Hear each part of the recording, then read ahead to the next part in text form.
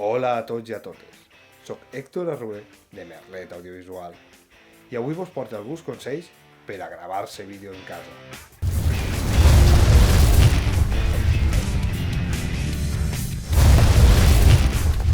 Uno. El lloc. Lo ideal és buscar un lloc en silenci i tranquil, sense moltes interferències. Pensa que avui en dia els nostres dispositius no estan anclats al piso. Mou-te i troba un lloc d'aquestes característiques.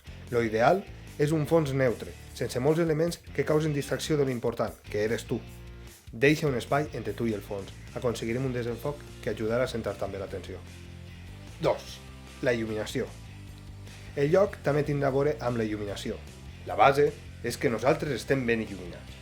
Podem escollir un punt de llum natural, crea una línia imaginària entre tu i la càmera i col·loca el punt de llum a 45 graus.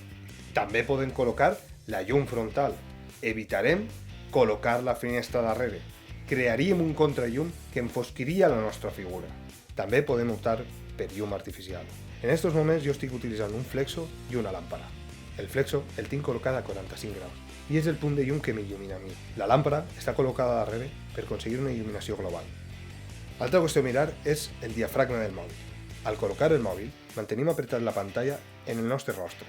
Podem deslliçar el dit amunt i avall i aconseguirem donar o llevar lluminositat al nostre mòbil. 3. L'enquadre. Lo ideal per a converses és un plano mig o un primer plano. Lo correcte és que la càmera estigui al nivell dels ulls. La inclinació també és important, ja que no és el mateix. Açò? Açò? Què açò? 4. El so. El mig que estem utilitzant és audiovisual, ja que tindrem en compte que el nostre missatge es transmet fonamentalment per l'àudio. Per aconseguir un bon àudio, aconseguim enquadrar en un primer plano, el que ens permetirà tindre el mòbil més prop de la nostra veu.